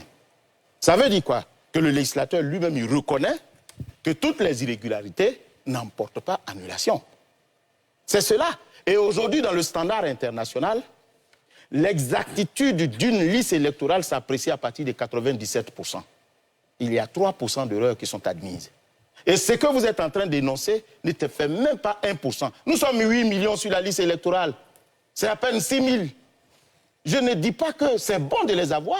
Voilà pourquoi nous passons sur tous les plateaux et nous invitons la population à venir consulter la liste électorale, à l'effet pour celle-ci de retirer les irrégularités. Je n'ai pas fini au niveau des erreurs. Mais c'est pour ça qu'il faut accéder à la requête des partis politiques de prolonger cette période. Alors, c'est pour ça que je sais que vous allez y accéder. Non, c'est pour ça que je vous dis, M. Esso, que c'est depuis 2008. S'ils étaient si sérieux que ça dans leurs revendications, je parle de la revendication, mais il y a bien longtemps que ça allait se faire. Oui, Monsieur le Président, c'est ce que je vous reproche. D'accord, mais je continue. On va pas avancer. Politique de ne pas être sérieux. Alors que ce n'est pas votre rôle de le dire. Monsieur, j'ai l'impression que vous nous prenez au mot. Je veux dire, si la revendication... Non, s'il vous plaît. Vous jouez un rôle capital en Côte d'Ivoire. Oui, mais je joue un rôle capital. Rassembleur. Il devait avoir le narratif. D'accord, très bien. Alors, s'il vous plaît. Vous avez terminé? Allez-y, Président. Vous voyez, je ne sais pas, M. Kouao, qu'est-ce qu'il recherche, mais on ne s'abreuve pas à la même sauce. Moi, je ne cherche pas les polémiques. Quand je viens sur un plateau, c'est pour dire ce que nous faisons et apaiser. Vous comprenez? Quand je dis que les revendications ne sont pas sérieuses, je me dis que ça fait 5 fois que nous faisons la révision de la liste électorale. Depuis 2008, les partis politiques savent bien qu'il y a des personnes qui sont sur cette liste électorale qui ont des mentions erronées. Alors, je souhaite qu'à toutes les révisions, s'ils avaient pris le temps de revendiquer cela, il y a bien longtemps que ces irrégularités auraient pu être corrigées. C'est ce que je voulais dire. Mais je n'ai pas dit que les partis politiques ne sont pas sérieux. Vous voyez, vous êtes toujours en train, vous dites que les élections constituent un mal public, une question de santé publique. Mais en réalité, c'est votre commentaire qui est plus nocif que cette maladie-là. Parce que le commentaire que vous faites, c'est ça qui est plus dangereux. C'est la réalité. Mais ce n'est pas la réalité. 3500 morts. Mais nous avons... On va laisser le président terminer. Je ferai quoi 3500 morts. Je ferai quoi? Je vous redonne la parole quand il termine. Je ferai quoi? S'il vous plaît. Je ne vous ai pas dit que c'est de la... Vous dites que c'est ce que vous dites. D'accord, très bien. Alors, on va poursuivre avec... Parce que le temps est en train de courir à son terme. Alors, on va poursuivre avec les... Alors, tout à l'heure, on a dit il y a des personnes condamnées qui sont sur la liste électorale. Et pourtant, il y a des personnes, comme le président Gbagbo, qui étaient condamnées, qui ne sont pas sur la liste électorale. Mais j'ai expliqué tout à l'heure pourquoi ces personnes se trouvent sur la liste électorale. J'ai dit que si ces personnes ont exercé des voies de recours, la décision de condamnation, qui n'est pas devenue définitive, fait qu'ils peuvent rester sur la liste électorale. Ensuite, on nous parle de personnes décédées qui sont sur la liste électorale. Ce dont parlait M. Esso, le doyen, les choses. Alors, je vous ai déjà dit, lorsque la commission électorale organise la révision de la liste électorale, elle écrit au ministère de l'Intérieur pour que celui-ci mette à sa disposition toutes les personnes qui sont décédées. Si M. Bernard Bédadier ne se trouve pas dans la liste du ministère de l'Intérieur, vous avez l'impression que la commission électorale est un état civil où on vient déclarer les décès? Mais non! La commission électorale s'occupe des effets attachés au décès. Ce n'est pas l'acte de décès qui est dressé devant la commission électorale indépendante. Mais si M. Bernard Bédadier ne se trouve pas sur la liste remise par le ministère de l'Intérieur, pourquoi voulez-vous que je radie le pauvre doyen? Mais parce que, pour moi, ce n'est pas la rumeur qui radie les gens de la liste électorale. Ce sont les actes officiels d'état civil qui radient les gens de la liste électorale. Ça veut dire quoi, Monsieur le Président? S'il est de notoriété publique, une illustre personnalité comme Bernard Dadier est décédé, vous le savez, vous l'avez vu aux infos, dans les news et tout le reste, vous n'avez pas le pouvoir de le retirer de la liste électorale. Non, pas du tout. Il dit que ce sont des rumeurs. Mais vous pouvez interpeller le ministère de l'Intérieur pour dire, monsieur le ministre de l'Intérieur, nous voyons qu'ici il y a un cas flagrant d'irrégularité. Est-ce que vous pouvez revoir votre... Qui c'est qui vous dit qu'on n'a pas fait? Qui vous dit? Mais c'est pour cette raison qu'on écrit. Est-ce qu'il y a meilleure façon d'interpeller un ministère pour lui dire donnez-nous la liste des personnes qui sont décédées? Ou bien vous voulez que nominativement on adresse un courrier pour dire il y a telle personne qui est décédée, allez compulser, comme on appelle la page nécrologique des journaux, pour dire voilà, il y a telle personne, il faut nous mettre ces personnes-là sur la liste? D'accord, très bien, on poursuit. Alors, donc voilà pourquoi ces personnes se retrouvent être sur la liste. Et je dis encore, c'est le parallélisme des formes. Est-ce que c'est la rumeur qui a inscrit la personne sur la liste électorale? La personne est venue avec un document pour justifier sa présence sur la liste électorale. Alors pour l'enradier, il faut que ce soit un document officiel. Sinon, c'est les mêmes qui vont encore, comme M. Kwao, dire que la commission électorale indépendante est en train de radier des personnes sur la liste électorale sans document. Ben voilà. Très bien. Alors, il y a le cas des doublons. Vous voyez, avant 2010, la liste électorale était alphanumérique. C'est-à-dire, quand vous prenez le code électoral, ce qu'on exigeait du requérant, c'était son nom, son prénom, sa date de naissance, son lieu de naissance, son genre, sa profession, son domicile, sa filiation. C'était seulement ça qu'on demandait. C'est ce qu'on appelle la base de données alphanumérique. Depuis 2010, nous avons introduit la base de données biométrique. C'est-à-dire, aujourd'hui, quand vous prenez l'article 7, qui détermine les éléments constituant l'identification de l'électeur, il y a sa photo pour faire état de l'iris et ses empreintes digitales. Semble-t-il, les empreintes digitales ainsi que l'iris sont uniques à chaque personne. Donc, depuis 2010, c'est la biométrie qui est notre identifiant. Je ne sais pas si je me fais comprendre. Alors, il n'est pas rare de constater, dans les familles africaines, 2 ou 3 personnes qui utilisent les mêmes extraits d'acte de naissance. Il n'est pas rare. Vous êtes d'accord avec moi, M. Kwao? M. Kwao et M. Esso. Alors, quand ces personnes viennent se faire enrôler, on trouve un doublon d'identité. Mais on ne trouve pas un doublon biométrique. Parce qu'il s'agit de 3 personnes qui ont leurs empreintes propres à elles. Elles peuvent avoir le même nom, mais elles n'ont pas les mêmes empreintes digitales, puisque c'est la biométrie qui fait foi au niveau de la liste électorale. Voilà pourquoi nous, on ne considère pas ça comme étant des doublons. Et généralement, c'est de ça qu'on parle. Je ne sais pas si vous vous souvenez, en 2015, le Premier ministre, paix à son âme, Charles Konabani, avait posé le même problème. Mais la commission lui a répondu et automatiquement, l'affaire s'est tue. Le doublon d'identité n'est pas le doublon biométrique. Voilà pourquoi il se peut faire qu'on trouve sur la liste électorale des gens qui ont le même nom, 3 ou 4 personnes qui ont le même nom, mais qui n'ont pas les mêmes empreintes digitales. Et comme le principe en vote, c'est une personne, une voix, et l'une ne peut pas se substituer à l'autre. Pour nous, ça ne pose pas de problème. Mais généralement, pour ceux qui ne savent pas, considèrent qu'il y a des doublons. Et généralement, ce sont ces cas. Et c'est 6 000. Mais c'est 6 000. Mais aujourd'hui, c'est moins que ça.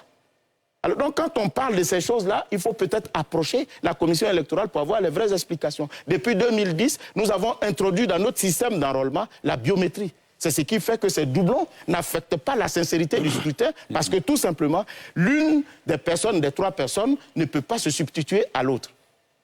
Est-ce que vous voyez? Et puis, parlant des décès, c'est la même chose. Quelqu'un qui est décédé, en principe, ne peut pas pouvoir voter parce qu'il part avec ses empreintes. Et nous avons des systèmes qu'on appelle aujourd'hui les tablettes biométriques. Quand vous arrivez, vous mettez votre doigt dans le bureau de vote et on constate si vous êtes sur la liste électorale ou si vous n'êtes pas sur la liste électorale. Vous ne pouvez pas vous substituer à un mort. Voilà pourquoi pour nous, je n'ai pas dit, alors là, loin s'en faut, que les morts sur la liste électorale, ça ne nous gêne pas. On aurait bien voulu que l'état civil soit bien tenu pour qu'on nous donne effectivement la liste exhaustive de toutes les personnes qui sont décédées. Et d'ailleurs, nous sommes les premiers à être en affectés parce que la présence des morts sur la liste électorale affecte le taux de participation. Vous comprenez? Mais pour nous, le mort n'est pas dangereux autant que celui qui est vivant et qui est déchu de ses droits civils et politiques qui est susceptible de venir voter. Voilà pourquoi nous prenons, parce que c'est un acte grave que de radier quelqu'un, nous prenons toutes les garanties pour assurer que la personne que nous radions est la bonne. Voilà. Je vais vous expliquer. L'état civil, c'est plus compliqué que ça. Quand j'étais chef de cabinet au ministère de la Justice, j'ai reçu un monsieur, sur instruction de monsieur le garde des Sceaux, qui me dit, monsieur le chef de cabinet, je suis mort. J'ai dit, pourquoi? Il dit, je suis mort. Ben, vous êtes bien vivant devant moi. Il dit, je suis mort parce que j'ai eu à utiliser, mon cousin a utilisé mon extrait d'acte de naissance. Malheureusement, il est décédé et sa famille, pour bénéficier du capital décès, est partie faire son acte de décès. Moi, je suis à 2 ans de la retraite, je vais pour constituer mon dossier, on me dit que je suis décédé. Qu'est-ce que je fais? Comme vous êtes en train d'organiser les audiences foraines, je vous prie de bien vouloir m'inscrire au titre des audiences foraines pour que je puisse avoir un jugement supplétif. Mais je lui réponds que l'audience foraine est faite pour les personnes qui n'ont jamais été déclarées à l'état civil. Or, vous l'avez été, sauf que vous êtes 2 à utiliser votre acte de naissance. Voilà les réalités sociologiques de notre état civil. Et voilà pourquoi nous avons inséré dans le système de l'enrôlement du citoyen la biométrie, qui fait la différence entre les différentes personnes, même si elles ont la même identité. Vous comprenez? Aujourd'hui, j'ai bien envie de vous poser la question, messieurs qui êtes autour de cette table. Surtout, monsieur Kouao, dites-moi, Bernard B. Dadier, le B, c'est quoi? C'est Blin. Blin. Tout le monde ne le sait pas. Blin. Et il arrive, et parce que quand vous m'avez dit tout à l'heure, il faut interpeller le ministère de l'Intérieur, je vous dis que nous l'avons fait. Quand on leur a demandé, mais pourquoi vous ne nous donnez pas la liste de toutes ces personnes? Je ne défends personne, mais voilà ce qu'ils nous ont dit. Ils disent, souvent la déclaration est mal faite. Surtout pour les personnalités. Généralement, quand ce sont les personnalités, on ne prend même pas soin d'envoyer les documents officiels. On dit non, c'est M. Bernard Dadier qui est décédé. On fait le document. Mais quand vous venez avec l'acte de décès de Bernard Dadier, mais notre machine va rejeter parce qu'il s'appelle Bernard Belin Dadier. Blin, oui. C'est Blin Dadier. Vous avez dit Blin. Mais ce n'est pas Blin. C'est Belin, oui. C'est Belin.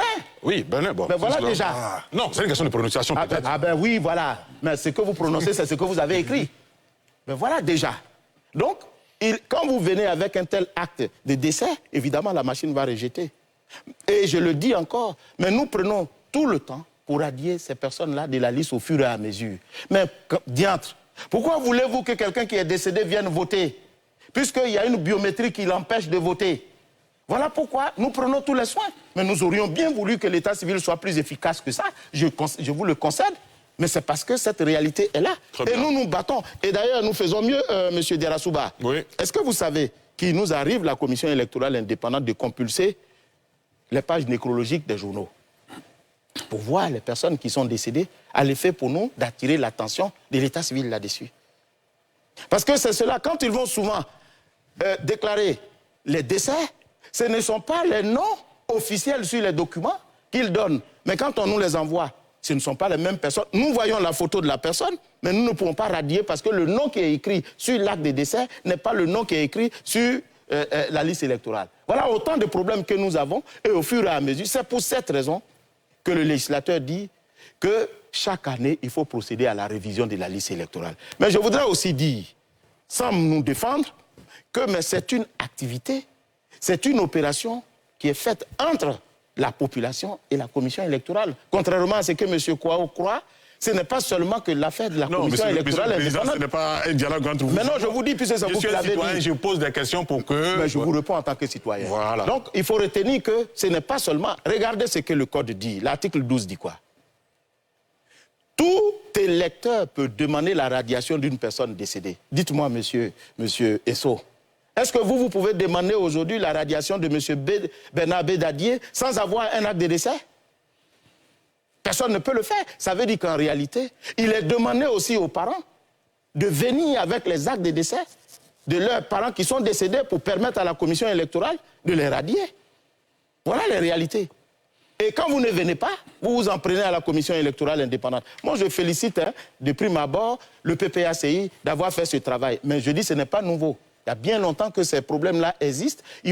J'ai l'impression que on brandit le chiffon rouge chaque fois que les échéances électorales sont proches. Mais sinon, il y a la révision. J'ai dit, ça fait 5 fois que nous faisons la révision de la liste électorale. Alors, par ailleurs, on me pose le problème du plateau, où il y aurait une population électorale qui serait 7000 qui serait plus importante que la population résidente. Mais qu'est-ce qui est difficile là-dedans à comprendre? Vous savez bien que le plateau, c'est le centre d'affaires. Évidemment. Et la révision se passe le jour. Quand on va pour enrôler les gens, en 2007, 2008, on ne disait même pas qu'il fallait avoir des intérêts quelque part. Tout le monde avait le choix de s'inscrire où il voulait. Parce qu'il y a eu une amélioration dans cette disposition. En 2000, on disait au départ qu'il fallait avoir son domicile, sa résidence, pour être enrôlé dans ce lieu. Mais après, en 2007, on a dit non. Tout le monde pouvait s'inscrire où il voulait. En 2015, ils sont venus pour dire qu'il fallait avoir un intérêt économique, les intérêts économiques et sociaux dans le lieu pour se faire enrôler sur la liste électorale. Mais quand on a constaté ce flux massif qui frisait la fraude, on a introduit en 2020 cette disposition qui disait qu'il n'y avait plus d'intérêt économique, mais il fallait avoir effectivement son domicile, sa résidence ou sa résidence fiscale. Voilà comment ça a été fait. Alors, donc, quand les agents enrôleurs se retrouvent au plateau où 80% des fonctionnaires travaillent la journée, mais ils se font enrôler. Voilà pourquoi la population électorale, parce qu'enrôler le jour est plus importante que ceux qui résident là-bas. Aujourd'hui, dimanche, M. Kouao, si vous partez au plateau, c'est vide. Mais demain matin, vous verrez. Monsieur le Président, si vous le permettez, ce que vous dites est juste. Oui. Hein, ça peut s'expliquer, mais il y a aussi le fait des convoyages des électeurs. Bien, alors le convoyage des électeurs s'explique. Hein. Moi, nous avons compris, jusqu'à ce qu'on nous dise que c'est contraire à la loi. C'est la transhumance électorale qui est interdite. Parce que qu'est-ce qui se passe? Le citoyen, il travaille au plateau. Il vient se faire enrôler au plateau. Et puis le dimanche, généralement c'était le dimanche qu'on votait, les candidats ont un intérêt à aller les prendre pour dire venez voter. Donc ils font des convois pour aller voter. Mais alors, ce qui est interdit par la loi, c'est le fait de demander à quelqu'un qui n'est pas résident, qui n'a pas son domicile, qui n'est pas immatriculé dans le lieu où il se fait enrôler, de venir se faire enrôler. C'est pour ça que le législateur dit quiconque s'inscrit sur une liste électorale où il n'a ni domicile, ni résidence, où il ne paye pas ses impôts, ou n'est pas immatriculé à l'étranger, sera coupable d'une infraction qui va l'amener à être condamné de 6 mois à 1 an d'emprisonnement. Mais voilà. Mais donc le convoyage, le fait de convoyer des gens, bon, est-ce que c'est ce qui est puni pour le moment? Ce n'est pas de ça dont il est question. C'est le fait de faire inscrire des gens dans des lieux où ils ne sont pas domiciliés. Mais quand vous dites que les gens ont été enrôlés... Dernière question, on a obligé de... que les gens ont été enrôlés au plateau, sur leur lieu de travail, mais ça va en contradiction avec ce que vous disiez juste avant, en disant qu'il fallait avoir le lieu de domicile au plateau. Non, mais je n'ai pas dit que c'est maintenant que leur enrôlement se fait. Je vous ai donné l'historique de cette disposition. J'ai dit par le passé, on ne disait même pas qu'il fallait envoyer. On disait tout simplement que le citoyen s'inscrit dans la circonscription de son choix. Donc ça veut dire que maintenant, il y a 80 000 personnes qui habitent au plateau, qui se sont enrôlées au plateau. Non, moi, contrairement à 7 000 qu'il y avait avant. Non, moi, je n'ai pas dit ça. Ce n'est pas parce que tu te fais enrôler quelque part que tu habites. C'est maintenant que cette disposition existe.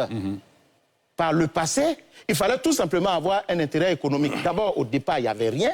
Vous vous inscrivez dans la circonscription de votre choix. Et ensuite, on est passé à l'inscription, à l'existence d'intérêts économiques et matériels, et sociaux plutôt. Et puis après, on a exigé maintenant qu'il fallait avoir le domicile ou la résidence. Donc, entre-temps, mais les gens se sont fait enrôler sur la base de ces dispositions-là. Et vous n'avez pas les moyens de vérifier? Comment? Vous n'avez pas le moyen de vérifier s'ils y habitent ou s'ils y ont des intérêts économiques? Non, maintenant, nous avons les moyens. C'est maintenant. Mais au moment où ils s'inscrivaient, la loi ne prescrivait pas ça comme une obligation. Mais maintenant que vous avez les moyens, est-ce que vous pouvez les retirer? Non, mais... Maintenant, vous avez les moyens de contrôler, qui n'habitent pas au plateau, mais qui sont enrôlés au plateau. Non. C'est ceux qui viennent s'inscrire maintenant. Ce n'est pas ceux qui sont sur la liste électorale. D'accord. Voilà, c'est ceux qui viennent s'inscrire maintenant, c'est à eux que l'obligation pèse, c'est sur eux que l'obligation pèse d'avoir le domicile. Mais celui qui s'est inscrit au moment où il s'inscrivait, il n'y avait pas la disposition, vous n'allez pas lui reprocher cela. Même si la loi a changé, la loi ne rétroagit pas dans ce cas-là. C'est un droit acquis. Monsieur le Président, nous sommes au terme de cette première partie. Peut-être qu'on va vous réinviter sur ce plateau pour aborder les questions qu'on n'a pas pu évoquer ce soir. Je pense qu'on a fait quand même le tour. Hein. Votre mot de la fin avant de vous laisser partir? Alors, je voudrais vous remercier pour l'occasion que vous donnez toujours à la Commission électorale d'expliquer le mode opératoire de ces opérations. Mais je voudrais rassurer M. Kwao, M. Esso, M. Bangali et puis M. Kuyo que la Commission électorale n'a pas d'animosité à l'endroit des partis politiques. D'ailleurs, nous profitons de votre antenne pour remercier le PPACI qui a mis le pied dans le plat. Et ça va permettre aux partis politiques d'utiliser tous ces éléments-là pour venir au contentieux. Parce qu'une chose est de constater l'irrégularité, une autre est de venir devant la commission électorale pour les dénoncer, pour qu'ensemble, on puisse extirper de la liste électorale les irrégularités qui y sont. C'est le sens du contentieux. Le contentieux a pour objectif de corriger les irrégularités et les omissions. Alors, comme vous l'avez dit, M. Kwao, ces erreurs qui sont sur la liste électorale, certes, ce sont des erreurs, mais ce ne sont pas des erreurs qui affectent la sincérité du scrutin. Mais toutefois, nous invitons la population à venir à l'occasion de la révision de la liste électorale, à consulter nos différentes listes, parce que nos commissaires viennent de choses, comme on appelle, des différentes régions du pays. Alors, à venir consulter la liste électorale afin d'y déceler les irrégularités pour qu'à l'occasion du contentieux, on puisse les corriger. Voilà ce que je voulais dire. Venons tous. La Côte d'Ivoire appartient à nous tous. Nous avons intérêt à ce que ce pays se porte bien. Et nous jouons notre part de responsabilité. Il ne faudrait pas que les uns et les autres croient que l'établissement de la liste électorale est la seule affaire de la commission électorale indépendante, c'est l'affaire de tous. Voilà pourquoi le législateur donne la possibilité à l'électeur de radier ou de faire inscrire les personnes qui sont omises ou de radier les personnes qui sont déchues de leurs droits civils et politiques ou décédées. Merci en tout cas pour toutes ces précisions, Ibrahim Kubiar Coulibaly. Je rappelle que vous êtes le président de la commission électorale indépendante. Nous sommes à près de 3 mois des prochaines échéances électorales et pour l'instant, c'est l'heure du contentieux électoral. En tout cas, merci d'être venu sur ce plateau. On espère vous retrouver dans d'autres circonstances pour éclairer la lanterne de nos téléspectateurs et internautes.